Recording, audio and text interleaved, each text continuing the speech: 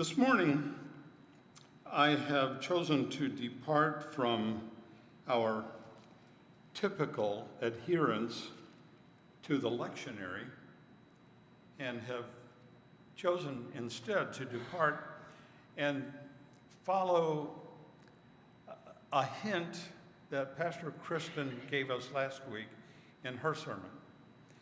I'm speaking from Paul's writing about families. Now, as I mentioned in my prayer, sometimes families comfort us, and sometimes families challenge us. But living in relationship with a family is one of the blessings that God has given us.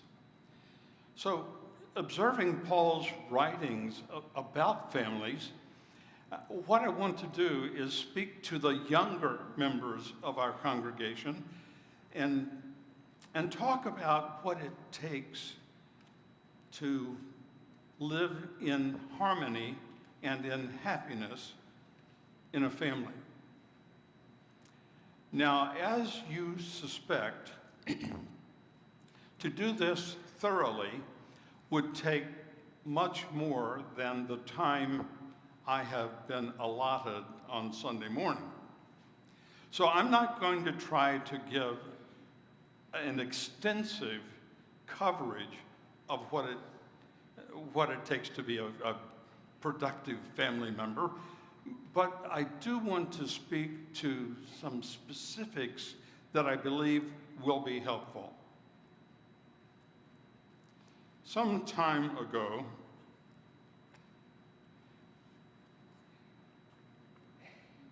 the head of personnel for a major IT firm told about a woman who had come in to fill out a job application. And when she came to the part that said marital status, she appeared to be stumped. She paused for a long time and finally wrote in her own response, unremarried, indicating thereby that marriage was, in her mind, the normal state of affairs, and she just was in an in-between marriage condition. Maybe some of you can identify, I don't know. But more than half a century has passed since Alvin Toffler broke into society with that explosive book called Future Shock. He quotes from two camps concerning the future of the family. He says, first of all, from the pessimistic point of view, that the family was a relic of the past which should soon completely disappear. But he quoted also from the opposing viewpoint, those who were more optimistic, saying that they believed that the future of the family would see a new golden age in the time to come. Well, perhaps not a golden age, I don't know exactly, but I am happy to report that the family is alive and kicking. In some families, there seems to be more kicking than in others, but nevertheless, the family is alive and doing well. Although statistically, nearly half of all marriages end in divorce, that evidence is skewed by those couples who divorce multiple times. So, if it is possible, which it's not really, but as far as actuarials are concerned and people who keep track of such things are concerned, between 75% and 80% of couples who get married stay married. That's encouraging. This morning, I propose a kind of basic training, if you will, for families. I'm not seeking to reinvent the family, nor, as I said earlier, am I seeking to give you everything you need to know about family, but only to remind us of some very important lessons which will be beneficial to us in living in close relationship. So jumping right into the subject, let's first of all acknowledge that marriage isn't for everybody. Jesus affirmed that some would choose to remain single because of what he had called them to do. Quoting Jesus in Matthew 19:12, "For some have renounced marriage because of the kingdom of heaven.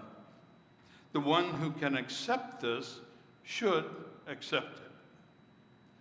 And Paul wrote, "I wish that all people were as I am," that is, unmarried.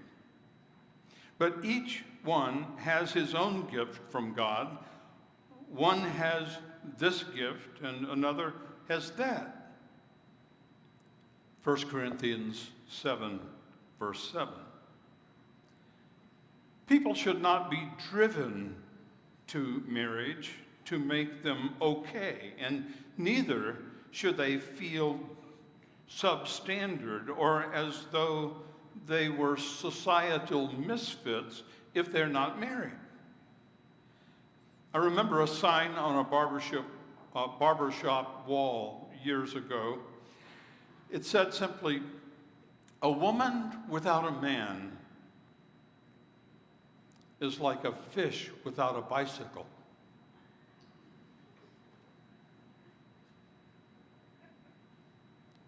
Yeah, that's how it affected me too. What? Well, it's simply saying that we don't need to be married to have a happy and fulfilling life. But celibacy is not for everyone either. I heard about a pope who died and went to heaven. St. Peter met him at the gate and welcomed him to heaven and said, "Is there anything that you would like to see, particularly now that you are here?" And the Pope said, "As a matter of fact, there is. I have always wondered about the original writings of the church fathers. I would like to see those." Peter said, "No problem. We've got a library here that's second to none." So he took him to the library, and the Pope is reading through these manuscripts. St. Peter left him on his own, but in a few minutes he heard him sighing and crying, "Oh no, oh no."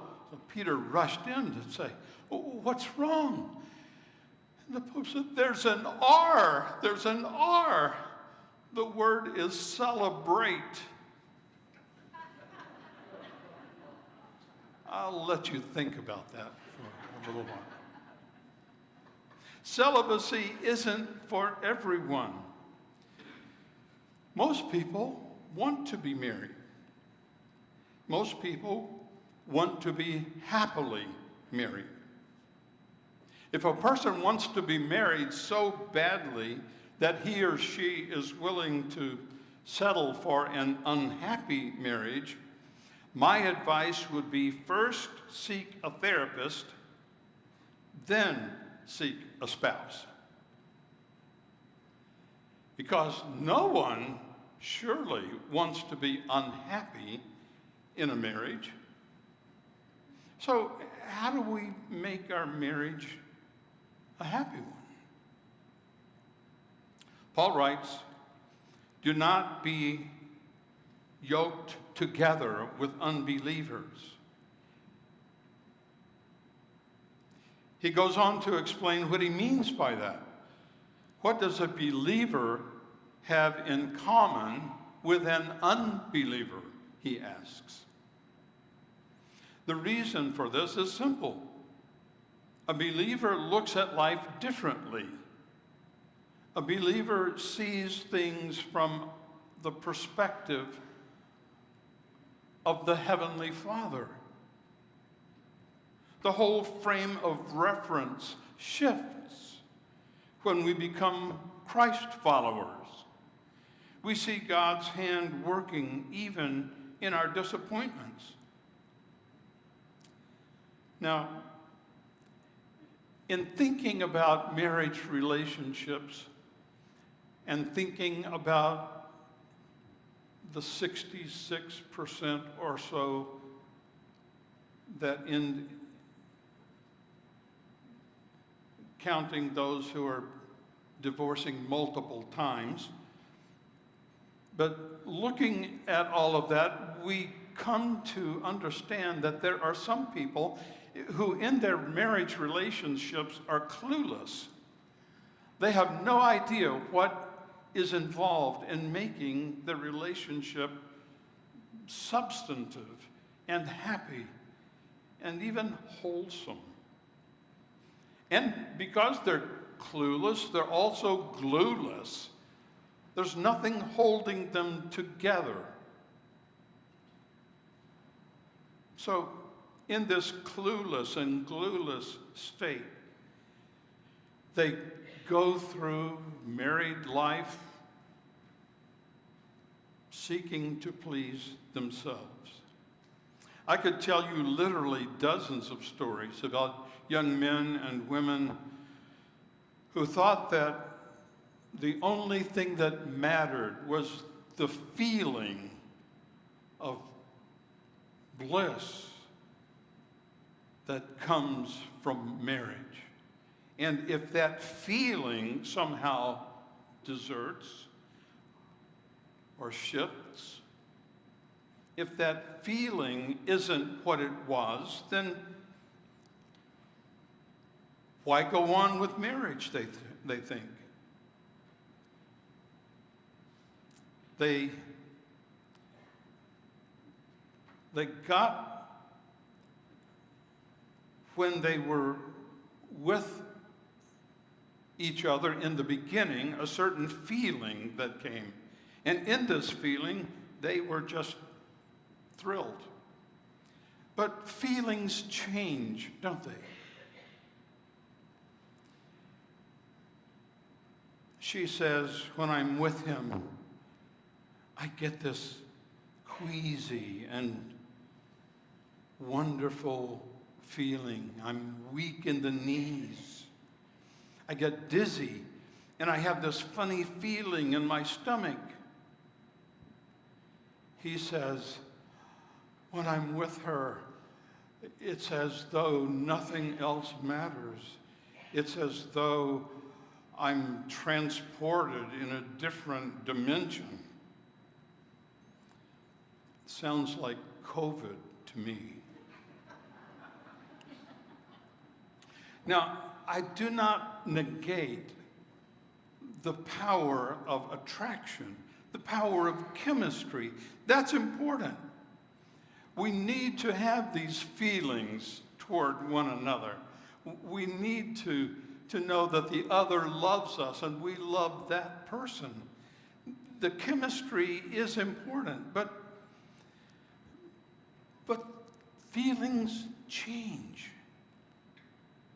So what I'm saying is, don't base the significance of your relationship, don't base the importance of your relationship on your feelings. She feels the need to have financial security. That's not uncommon. He feels the need to have his laundry done. Oh, that's not uncommon. But if this is the extent of what they expect and want out of marriage. She should have married an ATM and he should have married a Maytag. There's more to the relationship than what we feel. What kind of marriage do you want, young people, as you think ahead about getting married? Or those of you who are married, what kind of marriage do you want? If you are married and tell me, I want to be happy, I will make a grim prediction that you won't be. What I mean by that is, if that is our focus on being happy myself, it puts on our spouse an unrealistic expectation, for no one can truly make another person happy. It requires participation on your own part. Your concern, if all you want us to be happy, is for yourself and on yourself. A man who says, I want to be happy, places too great a burden on his wife, and vice versa.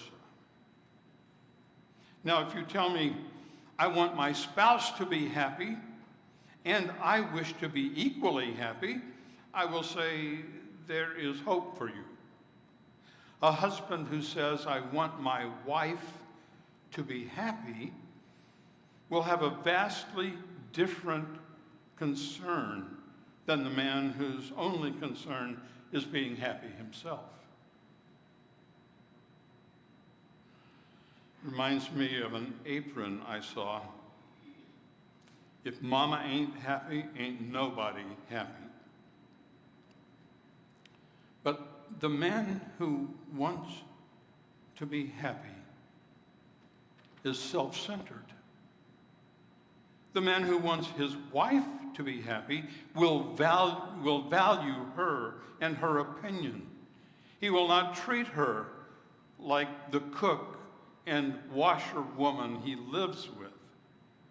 He will not treat her as though she is some kind of ancillary addition to him.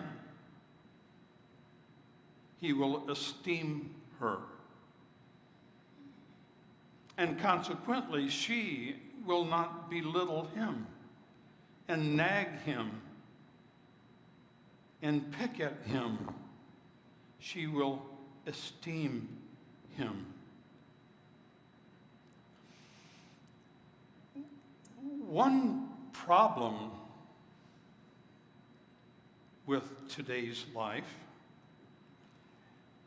and it's not just today, it's been for decades, but one problem is we grew up thinking that we should get anything we want anytime we want it.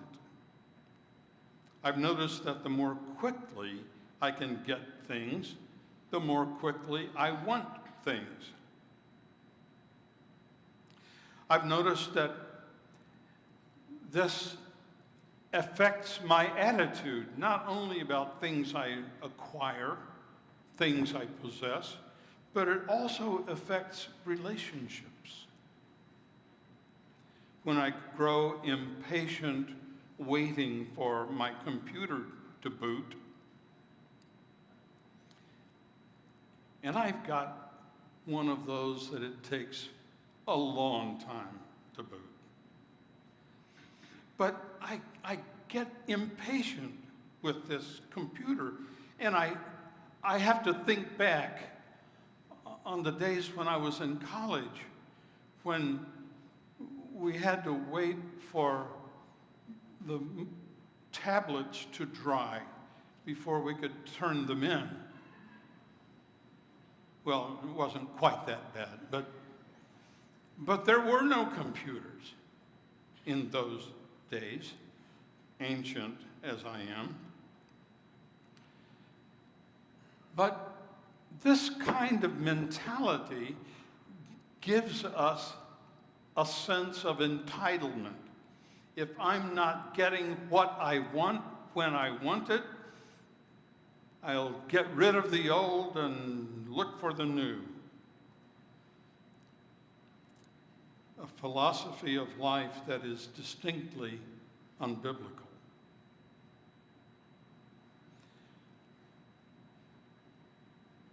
One who has this kind of attitude believes that the chief end of life is to be happy and to have everything you want. But this attitude leads itself to unhappiness, not only in marriage, but also in life. Listen again to the words of Paul. We read them earlier. He says, submit. Now, submission is not being a doormat. He says, wives, submit. And he says, husbands, love your wives. Now, let me ask you, do you think Paul is saying that women should not love their husbands because he doesn't say so? Go like this. That's the right answer. No, he's not saying that. Of course not. Do you think he is saying to men that they should not submit because he does not say so? Go like this. No, of course not. There's a mutual love and mutual submission that is a part of marriage relationships. It's being with a person you care about, you will do anything for. Now, sometimes you're going to mess up. Let's face it, we are human beings. Sometimes we're going to mess things up. But one of the things that we have as loving people is the propensity, or at least the ability, to forgive. To say, you messed up, bud. I love you, but you really messed up. And Bud says, I know, I really messed up. He doesn't try to cover it up, doesn't try to explain it or justify it. Admission, I messed up. That kind of honesty is a part of a marriage relationship, isn't it? If we love each other, if we're mutually submissive to one another, that's what Paul says. So in this marriage relationship, there's more that could be said, but suffice it to say this. Husbands and wives, submit to one another. You're not going to be right all the time, and they're not going to be wrong all the time.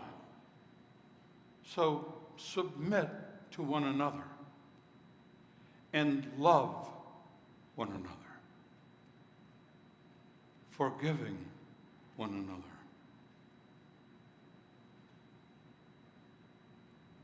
That's just the way it is in marriage relationships.